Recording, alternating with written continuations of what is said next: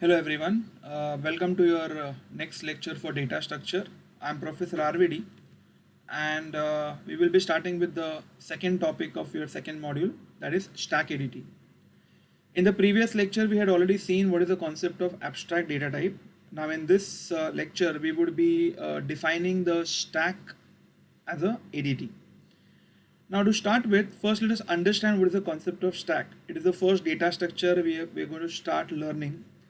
So the basic approach your stack uses is called last in, first out.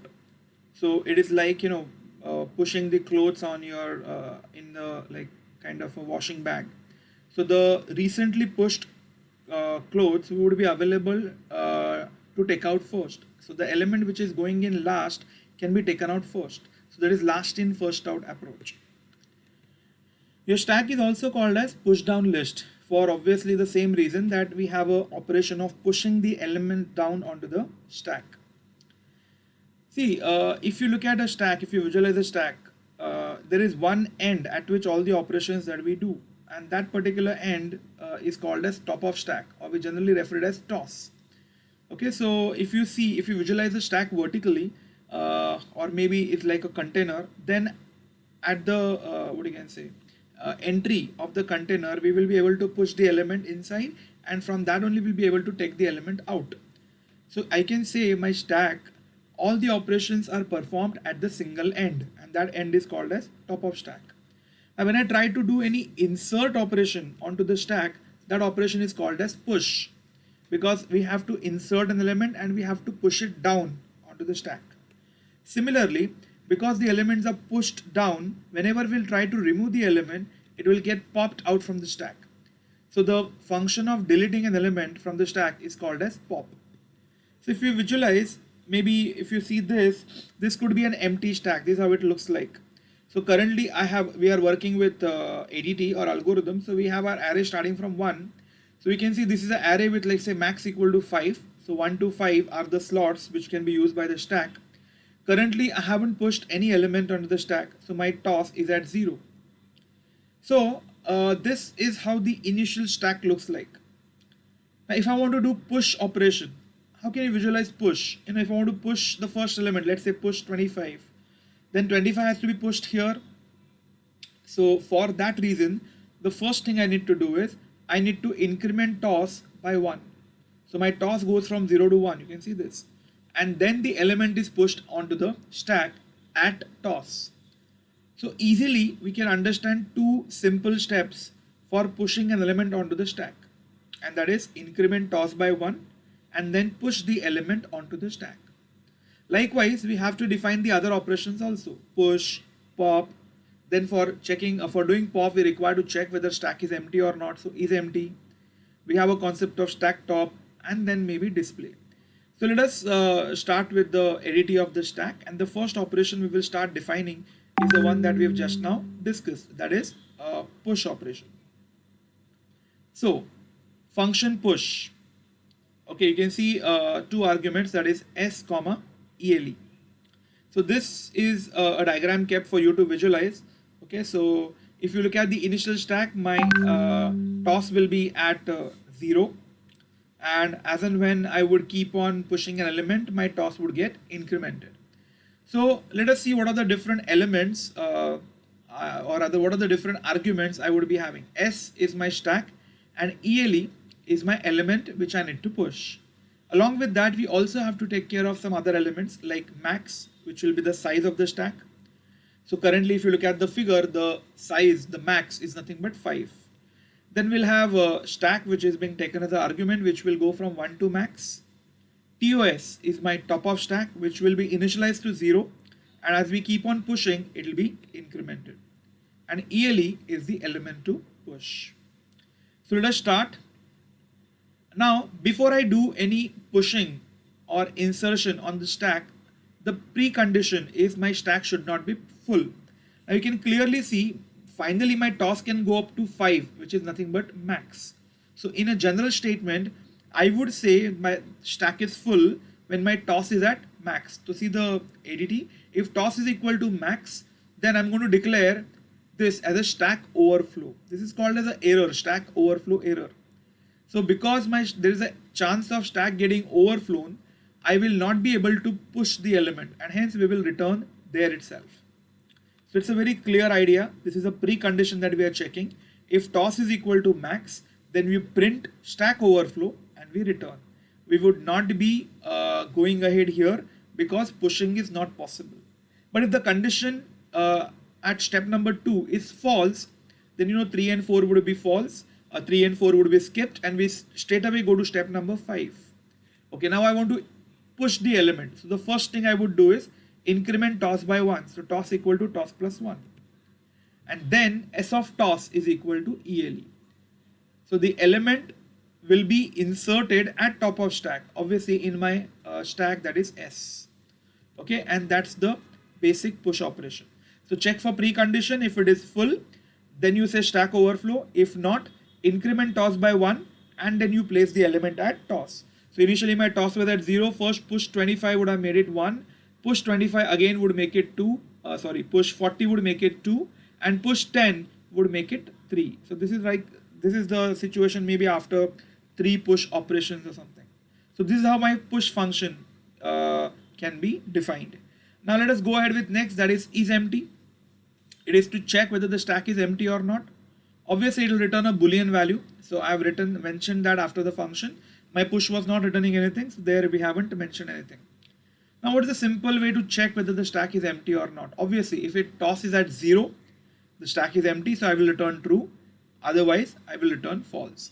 Okay, so we can clearly see all these things are required to be mentioned. So if toss is 0, then return true or return false. You can even write else return false, but because the previous statement is written, it hardly matters. So this is a isEmpty function, which is used rather before you do any other operations of, like, say, deletion or anywhere where you try to remove the elements from the stack. So let us move ahead with the next, that is the operation for removing an element from the stack, that is called as pop operation. Again, we assume that the array or the stack is of integer, so return type is integer. It would rather vary depending on which type of stack we are using. So these things would obviously be same. Now here we don't have ELE because pop is supposed to return the element which is getting popped.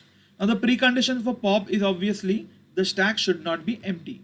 So if I check, if I call isEmpty and I pass the same stack, and if it returns true, that means my stack is empty, but I'm trying to remove the element from the stack, which is not possible. So this particular error would be called as stack underflow error. Okay, so if the stack is empty in my pop operation, then I would say it is underflow. My stack empty is not underflow. Get it clearly. If the stack is empty and you try to pop, that is called as stack underflow. Now the problem is, if the stack is empty, you got stack underflow, you haven't popped any element. But the return type of the function is integer, which obviously will force you to return some integer value. So for the time being, to return a kind of an error, we would be returning -1. Okay, it is very clear that it may get confused with the popped element. How to handle that, rather we would be looking at during the implementation time. But understand currently that if the stack is empty during your pop operation, you would simply say stack underflow and will return -1. Okay, anything can be written, but -1 generally being used as an error. So I'm returning -1. Now if stack is not empty, we will straight away come to step number 5. Then you know which element we pop. We want last in, first out. So if you look at this diagram, what is the last element which is came in? Obviously that is being represented by toss. So that's the reason I will be removing the element at toss. But I can't return that directly because after that element is removed, I have to decrement toss also. So the very simple and straightforward steps would be, take the element at toss in a temporary variable, let's say z. So currently z equal to s of toss will remove this element 10, which is obviously being kept in z. Then the next step would be to decrement toss. So toss will go to 2. Okay. And then I would return the popped element, that is z. So if you look at this diagram, if I call pop, 10 will get stored in z, toss will come to 2, and then z, that is 10, will be returned. That is a popped element. If after that also again I do, 40 will go in z, toss will come to 1, and 40 will be returned as a popped element. Next 25 will go in Z. Then toss will go to 0, indicating stack is empty, and 25 would be returned. If one more pop is being called, then it will result into stack underflow, because that time my toss would be at 0. So I hope all of you understood the pop operation properly. Next one is stack top. Now stack top is like pop, but it will not remove the element from the stack. So you can see there is one mistake here. You obviously should put the return type as integer, because even though it is not removing the element from the stack, it is obviously returning the top of the stack. Okay, so keep the return type as integer while you will be writing the algorithm or ADT. These things are obviously going to be same. So again, I check if the stack is empty. I have no option but to say stack empty. See here I haven't said underflow, because underflow is only when you're trying to pop. I was not trying to remove the element here. I just wanted to check, but stack is empty. So I would simply say stack empty, return -1 for the same reason, because as I said, return type is integer, which I haven't mentioned by mistake. So you should do that. So that's the reason we have to return -1 here also. But if the stack is not empty, I will straight away return S of toss. So here, if I call stack top once, I will return S of toss, which is 10. If you call it second time, it will still return 10. If you call it third time, it will still return 10, unlike pop. Because the value is not getting popped, my toss is not getting changed in stack top. Only if I do any push operation or if I do any pop operation, then my stack top obviously will change. Okay, so stack top is a beautiful option for just getting a copy of the topmost element without removing that element from the stack. Okay, so let us go ahead with display function. Okay, so initial part would be same. You still have to check whether the stack is empty or not. If it is empty, you would simply say stack empty, because there is nothing to print. Here there should not be return -1. It should be only return.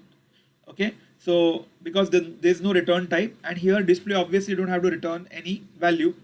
So do the corrections while you yourself copying it for as an algorithm. Print stack empty, and you obviously should keep simply return. Now if not, I have to display. The best way to display is the way they are going to go out from the stack, that is from toss down to 1. So for I equals toss down to 1, do print S of I, and that's it. So currently if you look at the example given here, the printing would go as 10, 40, 25, and this is how I'll show the contents of the stack. So as I said, they are in the way they are going to go out or they're going to get popped. Okay, if someone wants to show the way they are being kept or the way they have arrived, again simply we can start from 1 and we can go to toss. Okay, so there is no right or wrong in this, because it's an abstract data type as such. But here what we had preferred is displaying them in the order they are getting or they are going to get popped. Fine, so these are the functions which rather forms the ADT of the stack. Okay, just to summarize, we started with push, then we had done isEmpty, then we have done pop, then we have done stack top, and then we have done display. Okay, so that will complete the ADT of the stack. Now in the next lecture, we will try implementing the stack using the array implementation. So all this logic that we had seen here will rather be implemented using the programming fundamentals. Fine, so that's it for now. Next lecture we'll see the implementation of stack. Thank you.